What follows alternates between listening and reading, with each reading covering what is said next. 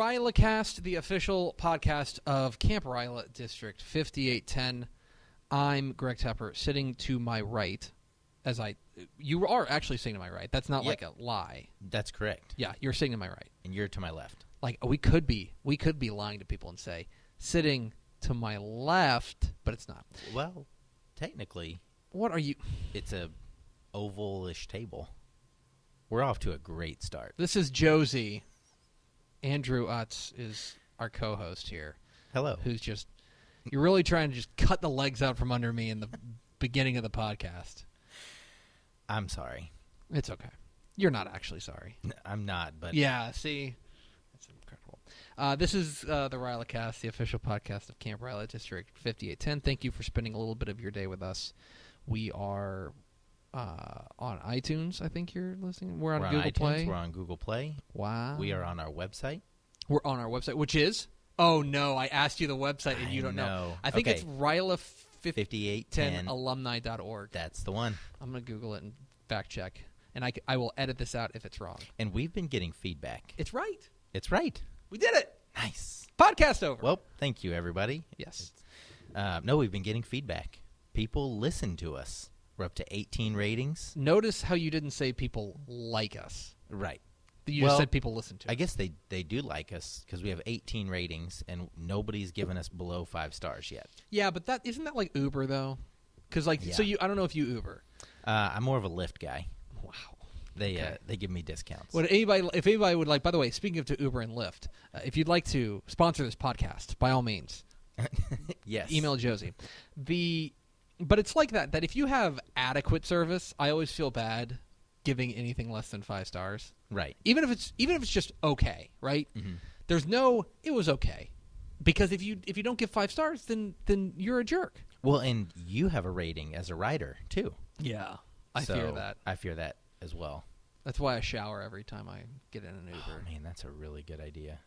You should consider that.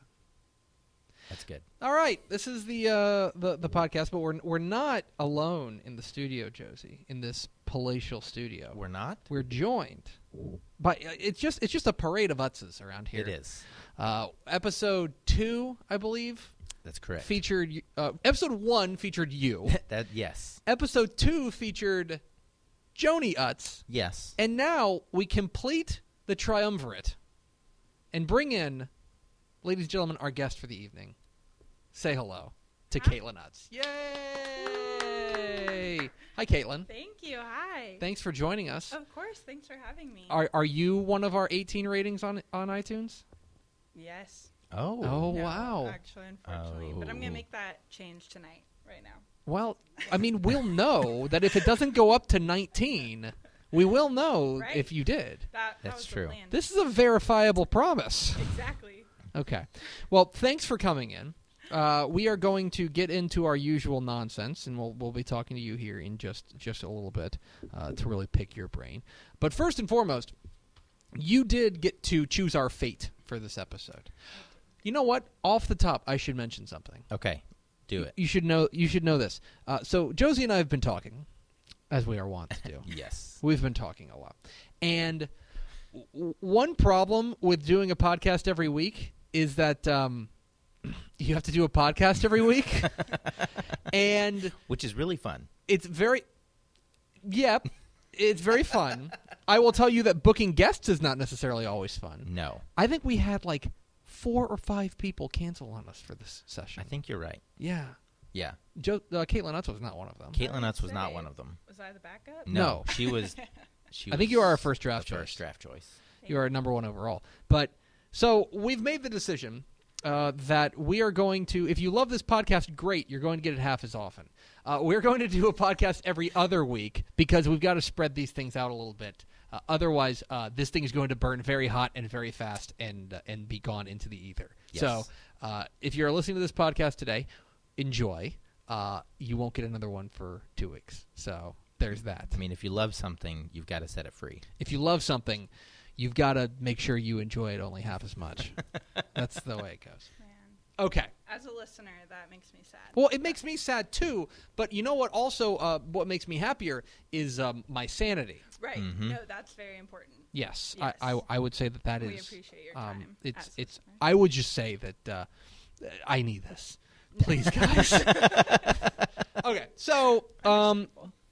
off the top, Caitlin, you decided our fate for this episode. I did. What is our fate? It is risk management. Risk management. Yes. Okay. All right. This is interesting. I'm unprepared for this, but that's fine. That's okay. But isn't that part of the fun? The good news about this is that I'm not responsible for the first segment. With your something to think about, ladies and gentlemen, give it up for Josey Utz. Well, thank you. Thank you, everyone. Please hold your applause. We did. Okay, good. Yes, risk management. There's a lot of different ways you can take risk management. So I looked up, there's 4 effective risk management strategies when it comes to business. You know, as everyone knows, we're a presidential business historical podcast. That's exactly what we are. Yes. So we're a presidential podcast, kind of like feigning as a leadership podcast. Yes. So in order to bring us back to that leadership, the 4 effective risk management strategies are avoidance, acceptance, reduction or control, and transference. So those are the 4 things you can do with regards to risk. Yes, and I guess I should start at the top about what is risk. It means a lot of things. From a personal standpoint, it means doing something that you've never done, maybe, or doing something that scares you a lot. Perhaps stepping out of your comfort zone. Boom. There it is. Oh, man, look at that. I did it. He's the perfect guy for this podcast. I said the thing. So in regards to stepping out of your comfort zone, doing something you've never done, I'm going to start from the bottom of the list. I would say transference is not an effective risk management strategy. You can't transfer that risk to someone. You can't just not do it, right? Right. If you're stepping out of your comfort zone, you've got to step out of your comfort zone, which goes with avoidance. I mean, there's some in a business sense you can avoid risks. You know, if you're driving, you can drive defensively, and avoid crazy cars. But from a personal standpoint, you got to just take the plunge and accept the risk, reduce and control what you can control in terms of how you react to taking that risk. And so, excuse me, the risk management strategy, as I was thinking about that today, I've realized that everybody takes risks daily. And if I think you're doing it, I'll say correctly, but there's no real right way, but you don't even realize that you're taking a risk. You don't realize you're, betting on yourself if you're going after some, starting your own business, or even, jumping careers. Mm-hmm. And it's important, I think, to keep an open mind when facing risk management and just face that head on. And a quote that I have not found the correct speaker of, or whatever story this came from, is something that my PE coach from many, many years ago Oh my gosh! told me. Wow! It stuck with me this entire time. I have a lot of questions about Josey PE, but let's get to your quote first. Okay, so the quote is: "Every morning in Africa, a gazelle wakes up. It knows it must run faster than the fastest lion, or it will be killed. Every morning, a lion wakes up. It knows it must outrun the slowest gazelle, or it will starve to death. It doesn't matter whether you're a lion or gazelle. When the sun comes up, you'd better be running." Yeah.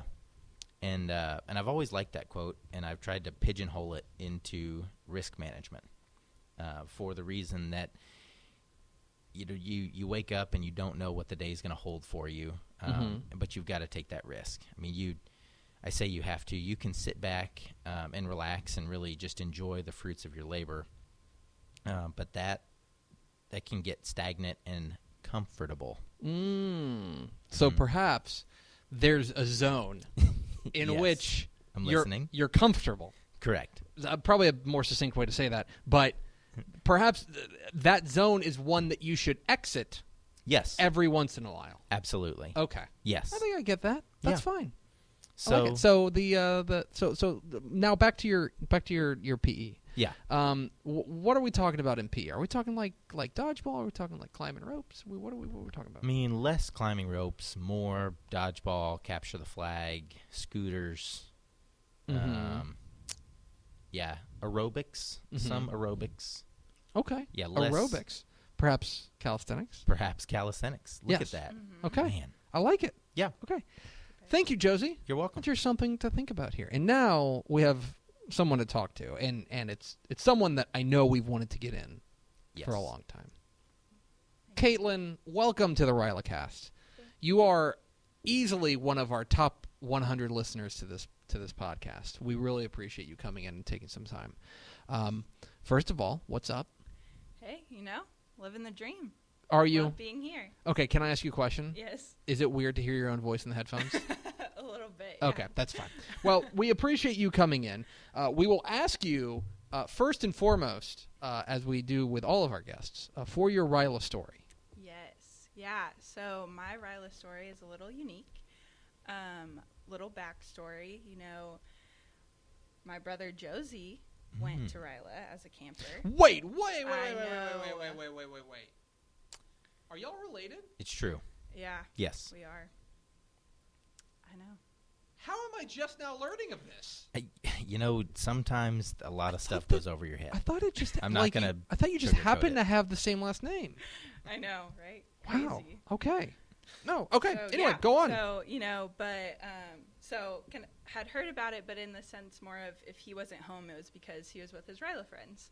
So, and then my time came in high school to fill out the application, and he gave me the application. I brought it to my school. Now, my high school was relatively new.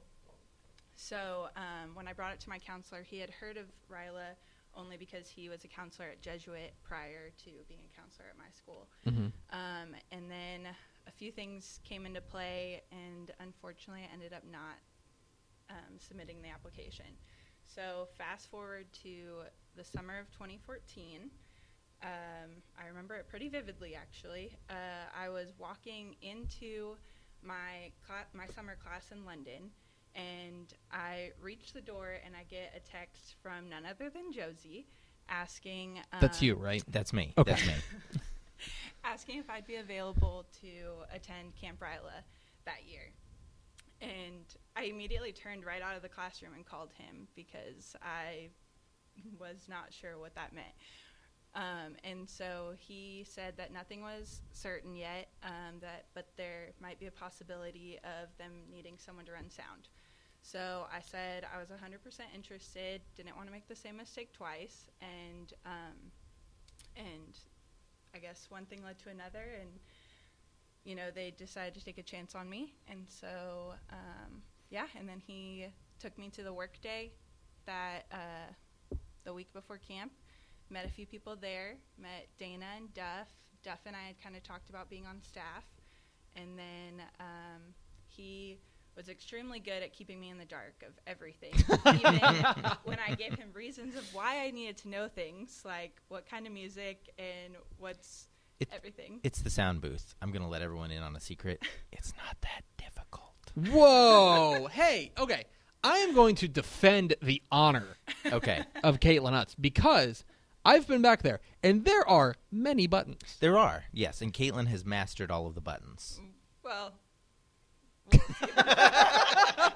wow, really selling yourself short there. Be like, I know what most of them do. It's kind of like whenever you go. Did you ever get a chance to go in like the cockpit of an airplane, and I've seen it from afar, and you see all the switches and buttons, and you think, wow, they must know what all those do, and then like because I remember very distinctly. I'm sorry to get off on a tangent, but I remember like when I was young, like getting to go in the cockpit and like ask and I remember asking the pilot like, "Oh, so you know like what all these buttons do?" And I was like, "Oh yeah, absolutely, I know how this thing works." And I was like, "What's that button do?" And he's like, "Well, that's the windshield wiper." It was like that's like really, but I imagine like most of them are like the windshield wiper, and then there's one that's like take off. You know. Anyway.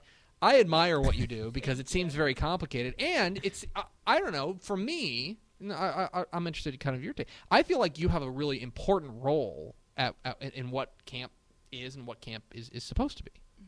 Oh, I appreciate that. Yes. Do you agree? Yeah. She's like, well, thanks. No, I don't. I mean, y'all can shout from the beginning or from the stage. No, I'm just kidding.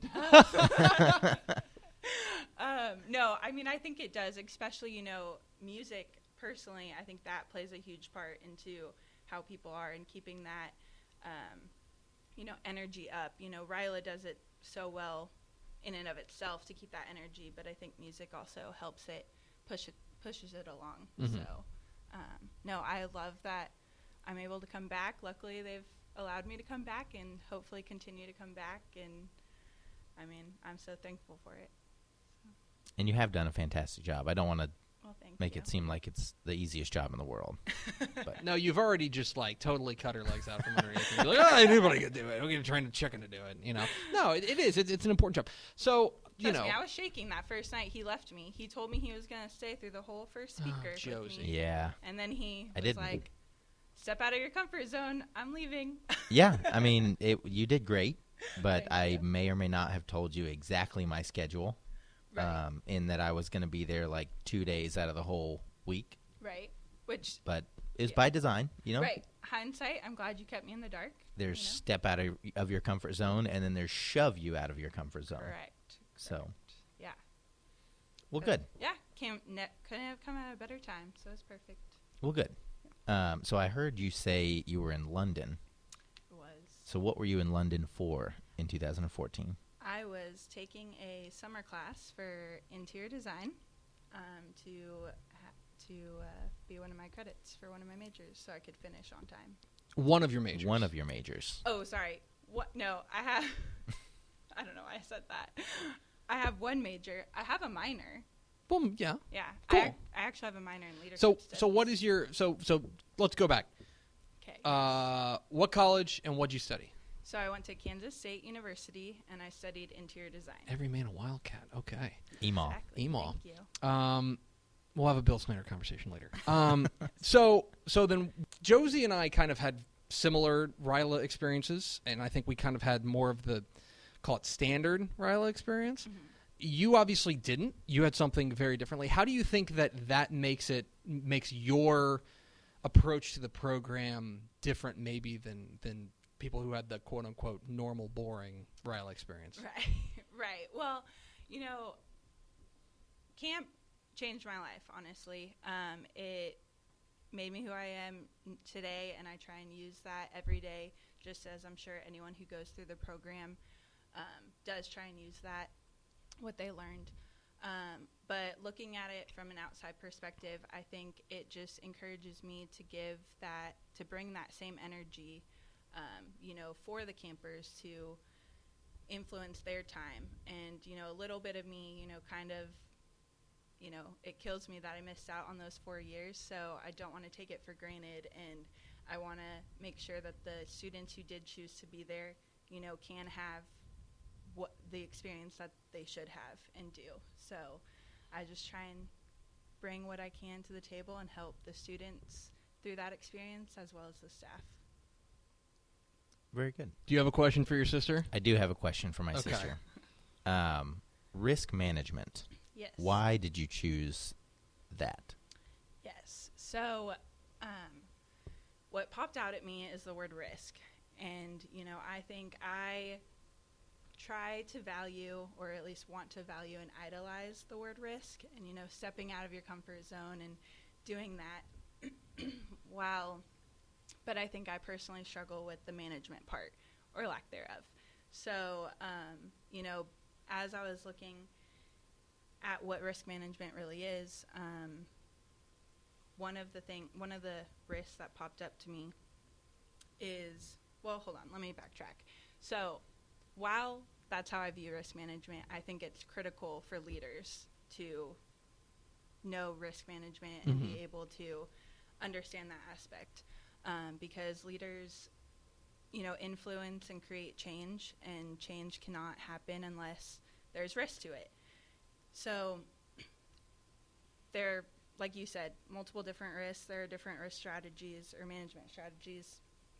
But one that popped up to me that I think we do go on a daily basis with, whether we acknowledge it or not, is reputational. And, and Scooter touches on it at camp, what others think about you is none of your business. But I think, again, if we acknowledge it or not, we do consciously think of what other people think of us and the actions that we take for that. No. Yeah. So, so doing that, I think it's important to manage risk, whether you, so first you have to acknowledge the risk, right? You have to understand what there is, and then you have to identify the outcomes, and you're not going to be able to identify every outcome. It's usually an outcome that you didn't see coming, or the outcome's failure, and there's a lesson to learn through that, But I think it's important to, as long as you identify what the knowledge that you know of the situation at that time, look at those outcomes that you potentially see, and then you have to ask yourself if it's worth it. And I think most of the time it's why isn't it worth it is the answer to that question. So kind of cycling back to camp and your RYLA experience, why do you keep coming back? We're so thrilled you do. That's not to say we're kicking you out. What I'm saying is, I feel like everyone has their reasons that they come back, and the reasons that they continue to give back to the program. They donate their time, they donate their efforts, they donate their energy. Why is that important to you? Why is that an important part of your life? I think, it just goes back to, I had such a great experience that first year in 2014. And, a little part of me does, I don't want to take for granted the time that I did miss out on. So I think, unfortunately, that kind of always, it did so much for me, and it allowed me a second chance to come back and have an experience. So I want to give back in that way, in any way I can. And, it honestly, I was going through some stuff that year, and it came at the right time. We always say RYLA comes at the right time. Couldn't have come at a better time for me. So I just always want to give as much as I can back to the program. So what's your deal now? What's what do you do? What's who are you? I go by Caitlin every day, but I know. Take a jab at me there. I am a registered interior designer in the state of Texas, and I work for an architecture firm. Okay. Yeah. Very cool. Before Josey asks you to plug something, do you have another question? No, I'm glad you reminded me what I was going to ask. There you go. Before he asks you to plug something, I need to approach you with something extremely controversial. Okay. I've got your website up here, and we need to talk about the fact your time from August 2015 to January 2016 in Orlando, Florida, when you were I'm reading this off of, it's not CaitlinNuts.com, but it's a different website. Parade audience control at Walt Disney World. I need to know everything. I don't know if we have enough time. But go on. Right. What is There's this? a lot What? to tell. What is this? Yes. So after college, I wasn't sure exactly what I wanted to do, but I had heard of the Disney College program, and that honestly took my attention. If I can get into Disney for free and work there, and the goal actually was a stepping stone to get my foot into the door of Disney Imagineering, which was their Disney Imagineering. that didn't end up working out. But I did spend 6 months as parade audience control working at Magic Kingdom. Oh, my gosh. Oh, man. Okay, question 1. Did you meet Mickey? I did. Is he cool in real life? Oh, yes. Oh, my God! Hopefully my current boss isn't listening to me, but best boss I've had yet. Mickey was? Whoa. Yes. Wow. Okay, so I'm just kidding. So what did don't no, you know you're not. No. Right. We all know you're not kidding. Yeah. I know. Okay, so what did this job entail? A lot actually. So, so I managed people. I basically had to maintain a walkway for parades and fireworks. So I mainly worked night shifts. So we had 2 fireworks a night, and then you had 2 parades, and then that was usually throughout the season, but holiday season was different. But yeah, I was there for any questions that guests might have. So we were the people who basically had to know everything about the park. We were at the front on Main Street. Main Street was kind of our main area. And then we had to control guests moving in and out. So there was always an emergency exit for other guests and the performers too. This is incredible. Which would you classify that as a risk? Yes. So would you classify yourself as a risk manager? He did it. He did it. Golly, that's it. what. That's probably the best color guy in the business. That's incredible. That is awesome, and I could certainly listen to you talk about working at Disney forever. And so let's just carve out some time at camp this summer, like 3 hours. Sounds Days? good. Yeah. And you can just tell me everything. Okay. Because I have a lot of questions, and we don't have time for it on this podcast. Some of it I have to, I still have to keep quiet, but I will answer. Wait, as you have best. trade secrets? I had to sign a letter that said I would not. You had to sign Oh, man. Mickey made you sign an NDA? Okay, that's the name of this podcast. The title of this podcast is Mickey Made You Sign an NDA. Josey, you got something? Yes. So whenever we bring a guest onto the podcast, we ask them to plug something. Yes. I don't know if you know because you haven't rated the podcast yet, but now is the time for you to plug that something: book, podcast, TV show, movie, dream, vacation, destination, spot in Florida. Well, now everything's coming to mind. But actually, last week, I was in Oak Cliff, and I will plug Davis Coffee Espresso Shop. So it's unique. I went in there expecting to just grab a cup to go, walk back to the house that I was house sitting at. Turns out they charge for to-go cups. They'll refund you, but they charge for it because they encourage their guests and customers to enjoy their space and, sit down and enjoy their coffee with cinnamon roll. Yeah, I thought it was very interesting. And at the time, I was like, no, I have to go. I'm in a hurry. But honestly, I'm glad that they had that, and I took advantage of it, and just, stepping out. It kind of encourages you to stop.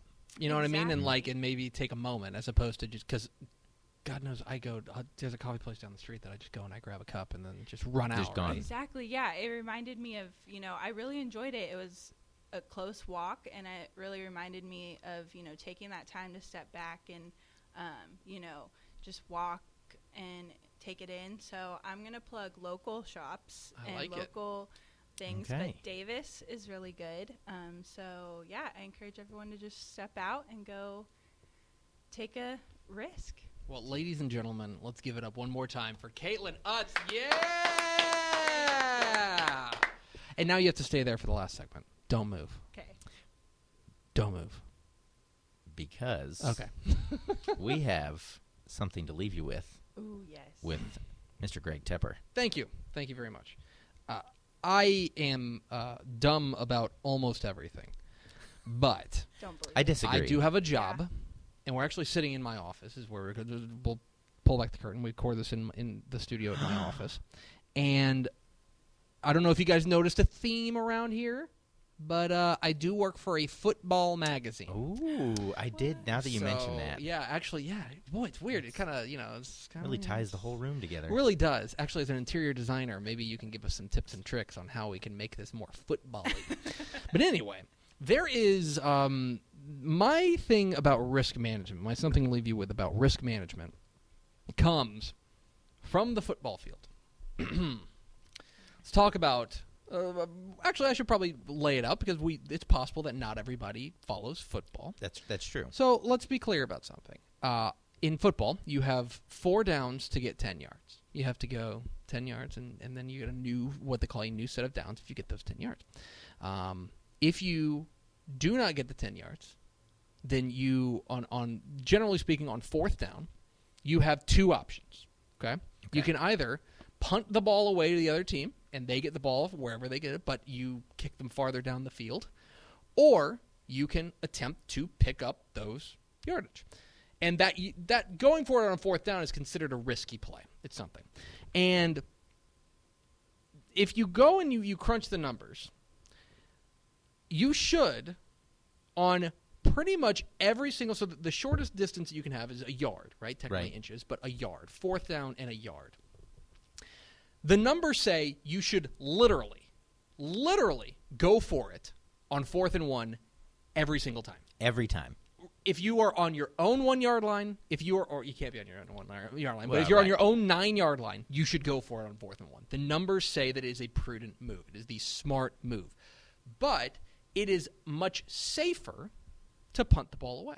It's much safer because, because if you go for it on 4th and 1 and you don't get it, they get the ball, the opposing team gets the ball right where they stopped you. So they could get it, if you go for it on 4th and 1 at the 9, they get it 9 yards away from a touchdown. That is why the NFL is full of cowards. Cowards, I tell you. Because on 4th and 1, the numbers say 100% of the time you should go for it. Every single time on 4th and 1. Josey, would you care to guess what percentage of the time from 1994 to 2004 NFL teams went for it on 4th and 1? I'm going to say 8%. Well, it's a little better than that. Oh. 28%. 28%. 28%. 28%.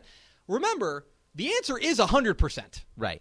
They went for a 28%. It has gradually gotten better, and people are getting better at taking this calculated risk. But now I'm going to tie it all back to high school football. There is a gentleman who coaches at a place called Pulaski Academy in Arkansas. Perhaps sports people may have heard about this guy. His name is Kevin Kelly. He's the head coach at Pulaski Academy. And he decided, you know what? I've looked at the numbers. I've figured it out that punting's dumb. Oh. In fact, you should never punt. Okay. Ever. I'm on board. And he has a number of quotes out there that I'm very interested in. But his team never, ever punts. It can be 4th and 40, and they will go for it. Really? They 100% of the time, they don't have a punter on the team. Nobody knows how to punt. They can't do it. They don't do it. Okay. The idea being you have to be so aggressive. And he has a great quote here that I think really ties into a lot of things. Because I think that one of the things that thinking about this kind of drove home for me is sometimes even when we know it's the right move, we don't take that risk, right? Even when we know, no, oh my gosh, every logical thing says you should absolutely do this thing. We don't, because it's easier or safer or less scary or less of a risk to do the safe thing, right? Right. He has this quote that really hit me. I used to worry about what people think, but the bottom line is it doesn't matter if you're doing what's right, or it doesn't matter if you're doing what's right. That's what we're doing. It's different. It teaches kids to think outside the box. It's problem solving and using statistics to make decisions, which they should be doing in their jobs in life rather than gut feeling. I think about that a lot when I think about taking risks, because I think everybody listening to this podcast, if I may just be really, really, grandiose about our audience. We have a very smart, very intelligent group of people listening to this podcast. If you're listening to this podcast, obviously you've got something going on between the ears. But in any case, I also think that there's a certain level of paralysis by analysis. You know, where we try to anticipate every single possible outcome, like you were talking about, Caitlin. But it's impossible to know every outcome. All you can do is gather the information you have and make the best possible decision. My charge to people listening to it is listen to yourself, like listen to what the evidence is actually saying. If it says you're supposed to take a risk, then do it. Then go out there and do it. And if it fails, that doesn't mean it was a bad decision. It means it was a good process, maybe a bad result. But there's things that is something I think a lot about the fourth downs of life. Ah, yes. If I make it, philosophical here for a moment, the fourth downs of life. Make the right decision. Make the decision that you can support with your process, and don't necessarily judge the decision based on the result. Does that make sense? That does make sense. Okay. And if I may tack on I know both of you have mentioned failing. I like to keep in mind the idea of failing forward. Like Greg said, failing, that's just not your intended result. But always keep that idea of failing as, okay, there's another day. Fail forward. Right.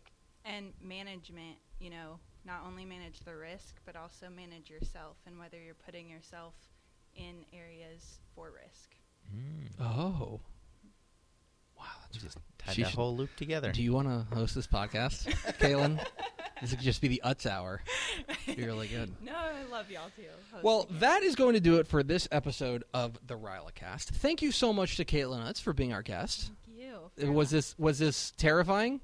No, I loved it. I mean, it went a lot better in my head, my segment, but please say that. Please say that it's not as scary as people think, so that we can get more guests. No, it's not scary. You're honestly just having a conversation with two fellow Rylarians, and but one of them's me. Leadership. So anyway, thank you to Caitlin Utz for being our guest, and thank you to you for taking a little bit of your day to listen to this podcast. We really appreciate it. If you have not already, please go and rate and subscribe on your podcast vendor of choice, and please tell your friends. I don't know, send a carrier pigeon to somebody. Which are still around. Somebody tried to tell me carrier pigeons were extinct today, and they are not. Somebody tried to tell you that today? Yeah, I know this is a bad time to bring it up. It's 2019. I know. It was a slow day. Okay. See, I think I need 3 hours at camp to learn about that. All right, I'm going to put a wrap to this. Thank you for spending part of your day with us. We will be back in 2 weeks. We really appreciate all of your time and attention. And Josey, thank you for your courage. Thank you. We'll see you next time on the RYLAcast.